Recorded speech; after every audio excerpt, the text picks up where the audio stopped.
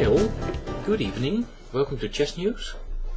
Today I want to take a look at a game that was played between Nigel Short and Jan Timman during the second round of the Staunton Memorial that is being held at the moment in London at the Strand, which is some kind of gentleman's dinner club or something like that. Anyway, the environment looks very nice, and also the chess they produce is very interesting and impressive stuff. But let's look at what happened during the second round between Short and Timman. Okay, so the opening was very interesting. Short played here e4 and Timman plays e5. So we're headed for a Ruby Lopez. And Timman opts for the Berlin Wall. Now Short plays castles. Knight takes e4. This is all theory. And I think the main move here is to play d2, d4, if I'm not mistaken. But Short plays his pet move, as he does so often, against several setups from black in the Ruby Lopez. He plays here queen e2, and this move is not without sting, as we shall see. Now Timman replies with knight d6, the typical Berlin Wall retreat from the knight. This attacks the bishop on b5, which now exchanges itself for the knight on c6. And I suppose the most important aspect of that move is just to keep the initiative, because otherwise it of course gives up the bishop pair and opens up the diagonal for black's bishop on c8. So d takes c6. And now white takes the pawn on e5, so the pawn count is even now, and black interposes his queen. Okay, now since both black queen and king are on the same file, it wouldn't really make sense to exchange queens, because in this position white retains some attacking chances if he keeps the queens on the board. For instance, after an immediate, let's play it like that, queen takes e7, bishop takes e7, black is probably already better. He has absolutely no development problems. He has the pair of bishops, which could be quite useful in such an open position. So this would not be very wise a thing to play for white. So that explains why after queen e7, Short now moves around his queen. He plays queen a5, now pressuring the c7 and the a7 pawns here. And now of course Timman wants to finish his development, and he does so by first playing queen d8, just a simple retreat again, in order to make the move bishop e7 possible, follows of course by kingside castles. But Short wants nothing of it. He plays queen c3, and he now pressurizes here of course the pawn on g7, so that bishop e7 is not possible. So the battle continues, attack and defense. Timman now plays knight f5, defending his pawn here on g7, and now maybe wanting to play something like bishop e7 again. But of course now there follows the check on e1. And bishop e7 would now not be a good move. Let's have a look at that. Because let's not forget that after bishop e7 it is only the knight on f5 that is protecting the pawn on g5. So if we eliminate the defender from g7, sorry, that's what I meant to say, g7, with a move like g4, black is in dire straits. He has to move his knight now, for instance, knight d6, but then of course white can crush in here on g7, so that would not be an option. That explains why after rook e1 check, Timman plays bishop e6, which is also quite a safe way of shielding the king and at the same time developing. But now Short has another very nice move. He plays here queen b3, and of course this is possible because the bishop cannot take the queen because it is pinned against the king. So this means that Short now has a double attack. both on the bishop on e6 and of course also on the weak pawn on b7. So now it takes a very precise move from black to solve his opening problems, and Timman does not manage to find it, which is very much unlike him, because usually his style is to look for dynamic play, and maybe he considered the move that is probably best here, but he didn't play it. The best move here would have been to play the somewhat surprising bishop d6, just leaving the pawn on b7 en prise, and then for instance after queen takes b7 and kingside castles, black is a pawn down, but he has superb compensation. He has completely finished his development. He is threatening moves such as bishop d5, which threatens the knight on f3, which is the main defender, of course, of the pawn on h2 here.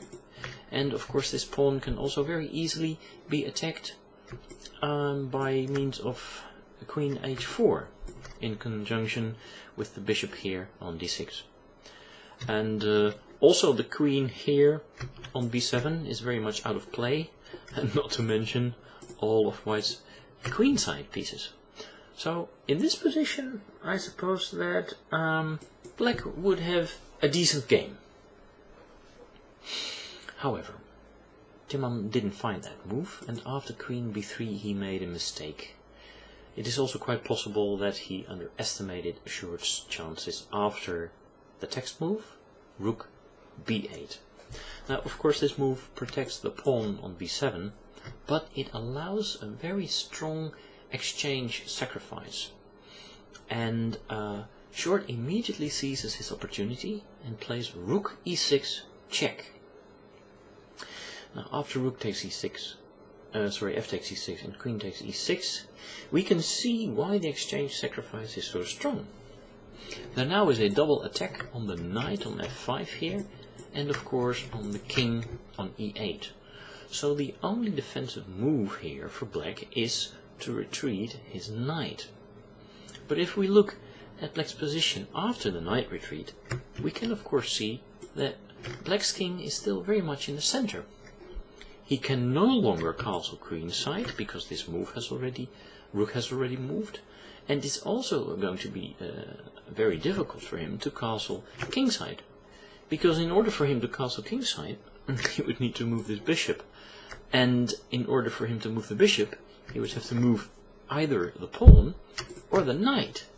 But at the moment all of these black pieces are very much bottled up, and also white has an extra pawn for the exchange. So everything added together, this means that white has a very nice advantage here. So now Short continued with knight c3, just bringing in the remainder of his forces. And of course Timman now tries to chase away this very dominating white queen from e6. Now Short removes the queen to e3, retreat I mean, but it's a very active retreat, because now all of a sudden he threatens to win this pawn here on a7, when he would have two pawns for the exchange. And still the king on e8 has found no safe haven.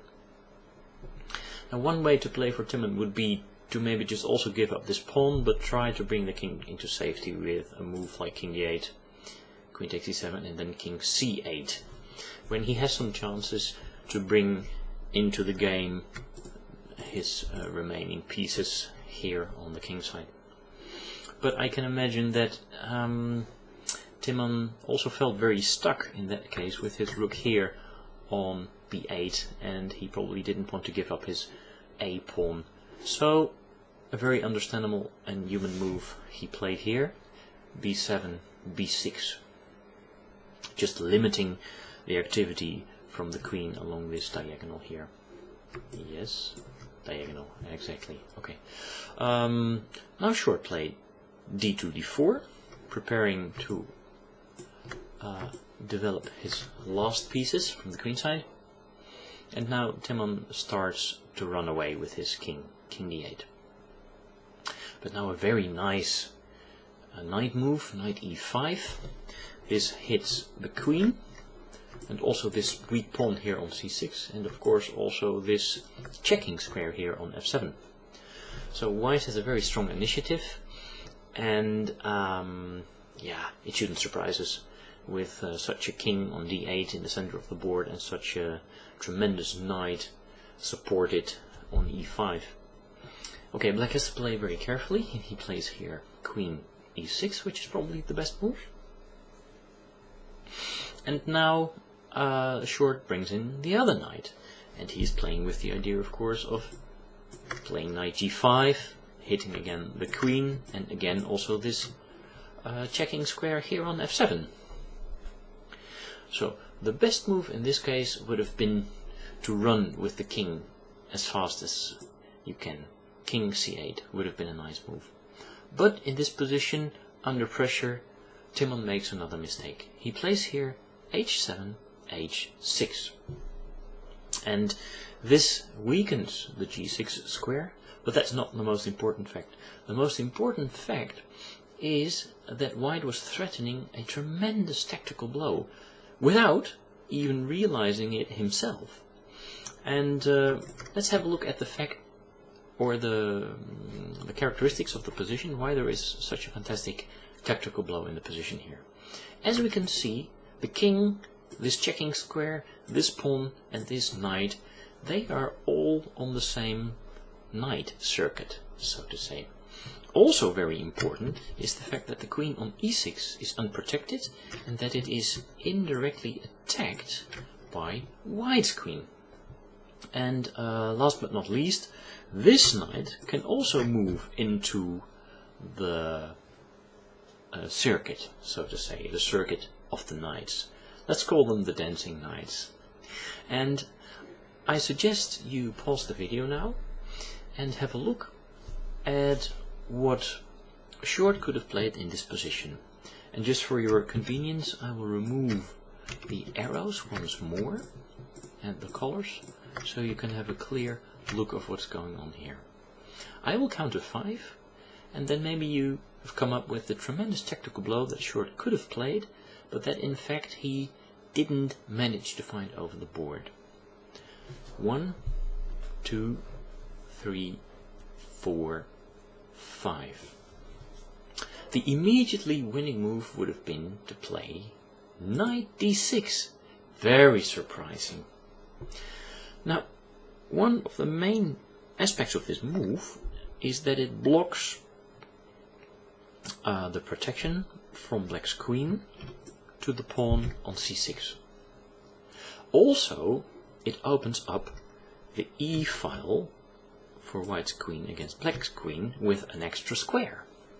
And also, it adds to the pressure on this square here on f7. So now white is threatening to play knight f7 check and win the rook in the corner. Now let's have a look at possible defenses. The most obvious move would be to take the knight, like this. But then we can see that white could have won the game as follows. Knight c6, knight takes c6, and queen takes c6, which wins black's queen. So this is a winning position for white, of course.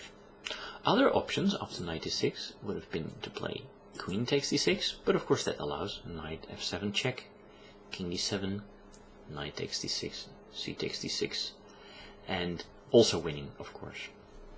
And the third option would have been to play c5, just allowing white to execute the threat. And now, mind you, not knight e f7 check, with the idea of hopefully winning the queen on the next move, because in that case black can play king d7, and the king now all of a sudden is protecting the queen. So this is not the strongest move. No, but rather after c5, knight d f7 check, and then the game could continue as follows: king c8, and now white wins the rook in the corner. And after knight f5, which is still a double attack, queen e4, knight d4, knight hg6, white also has a fairly simply winning position.